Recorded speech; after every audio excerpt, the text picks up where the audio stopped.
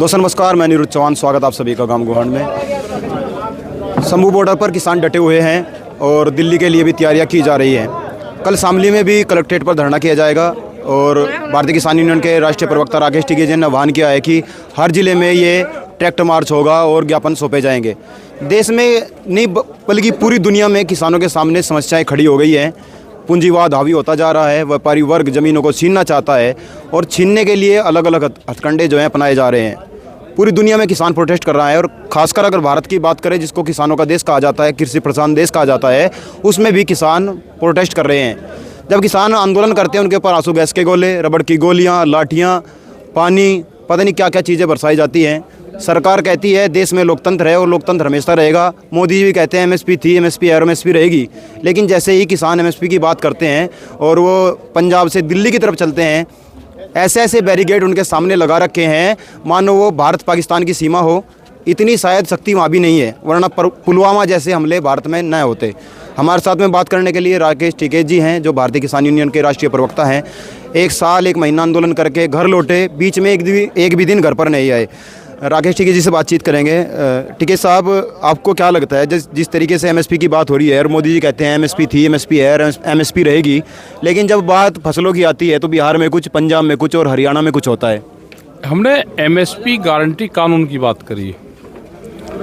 सरकार को जितनी खरीद करनी है वो खरीद कर लें एमएसपी पे।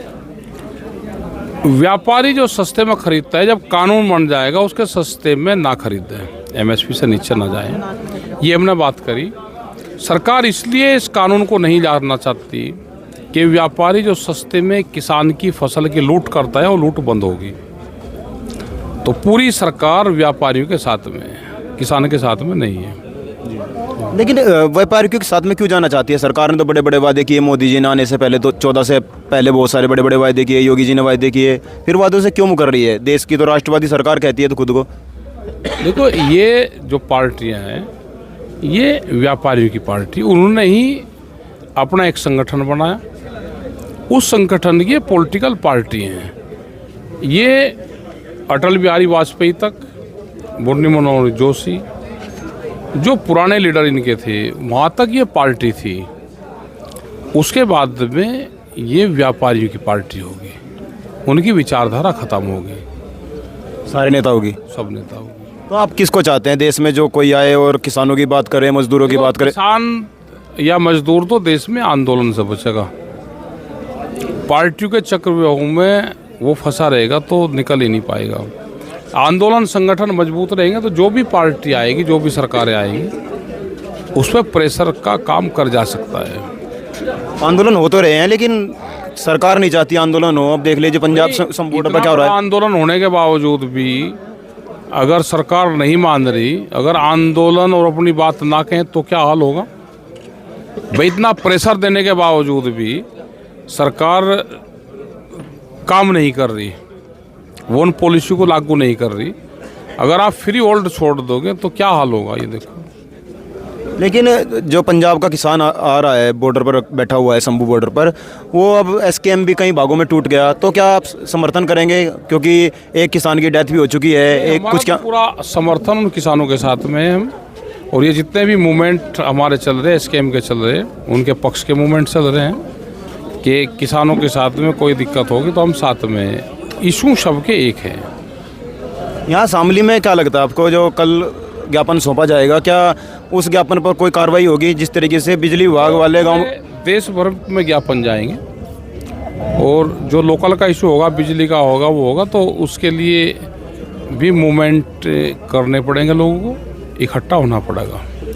आप हमेशा आरएसएस के खिलाफ बोलते हैं, क्या पूरे देश में अब आरएसएस हावी हो चुका है? 2025 में 100 साल हो जाएंगे उनको। पूंजीवाद के खिलाफ हमने कहा। पूंजीवाद भी तो उन्हीं लोगों का है। उन्हीं का है तो उनके खिलाफ भी हैं। जो पूंजीवाद को बढ़ावा देगा, हम उस विचारधारा के खिलाफ हैं। उनके मैंने आरएसएस के बहुत सारे फंक्शन देखे हैं, कार्यक्रम देखे हैं, बिल्कुल लाइनबद्ध चलते हैं उनके लोग।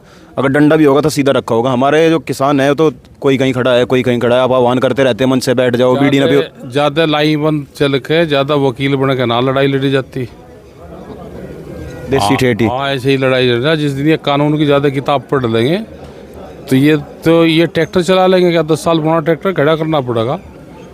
तो इन्हें जैसा है ऐसे ही रहने दो। किसान को पता है कि उसको हल कब चलाना, कब उसको जुताई करनी, कौन सी ज़मीन कैसे पटेगी। तो ये तो आंदोलन के 20 तरह के तरीके हैं, कौन से सरकार मानने की सब पता है। ज़रूरत पे काम कर ले अपना। अब क्या होगा? दिल्ली की तरफ जाने का कुछ की क्या तैयारी अभी है? हमारी दिल्ली का कोई घोषणा नहीं है। दिल्ली एक संगठन की घोषणा है, सलाह मशवरा होगा। दिल्ली नहीं, हमारी तो सड़क भी दिल्ली है, हमारा तो डीएम ऑफिस भी दिल्ली है। मुद्दे पे सरकार बातचीत करे, और नहीं तो दिल्ली जाना होगा तो दिल्ली भी जाएंगे। दिल्ली तो देश का किसान पहले भी गया, 13 महीने गया। एक बार ही जा पाया लाल किले तक, तो क्या करना लाल किले पे? भुट्टू के घर पे क्या करना जाएगा किसान तो पार्लियामेंट जाएगा। लाल किले पे क्या कानून बने? लाल किले पे कोई इतने बड़े बड़े बैरिकेड लगा रखे हैं बीच में, जब वो आएगी वो बताएंगे। है उसका कुछ समाधान बैरिकेड को हटाने का? बैरिकेटिंग ना लगे तो आंदोलन कहीं का? आंदोलन तो बैरिकेटिंग और आंसू गैस के गोली तो चले रहे हैं। बहुत सारे कमेंट आते हैं कि नेता पीछे हो जाते हैं, पब्लिक को सामने कर देते हैं, पिटाई तो किसान। ऐसे आंदोलन में जाओ क्यों भाई? जौन से आंदोलन में नेता आगे हैं उसमें चलो। हम जब चलते हैं तो ट्रैक्टर आगे लेकर चले। तो आपको क्या लगता है 24 में किस तरीके से देखते हैं 24 के चुनाव को? इसका क्या पता क्या रहेगा, तो जनता है जिसको चाह। लेकिन ना जनता की जरूरत, अब तो सीधा हारे हुए को जीत का सर्टिफिकेट मिलता है, हारे हुए को पास कर दें, जैसे चंडीगढ़ में हो गया उसका तो अब खुलासा पूरा कैदी ने आम आदमी का बनेगा। होगा खुलासा तो कार्रवाई करो उनके खिलाफ। अच्छा, जयंत चौधरी जी ने बीजेपी से हाथ मिला लिया, कोई फर्क पड़ेगा आंदोलन पे? हमें क्या पता कौन किसके साथ में जा रहा है, हमारा उनसे क्या संबंध है। वे पॉलिटिकल लोग हैं, हम नॉन पॉलिटिकल हैं। कौन कहाँ जा रहा है हमें कोई। गांव में ये जिक्र होता है कि भारतीय किसान यूनियन लोक दल की आरएसएस है। ऐसा कुछ नहीं है, ना इसको आरएसएस मानना कोई। ये इंडिपेंडेंट बॉडी है अपनी, ये इंडिपेंडेंट ही रहेगी। आपको लगता है जिस तरीके से टिकैत साहब ने सरकारों के घुटने टिकाए, आप भी टिकवा पाएंगे? एसकेएम टिकवा होगा पहले की तरह ही? पहले की तरह ही।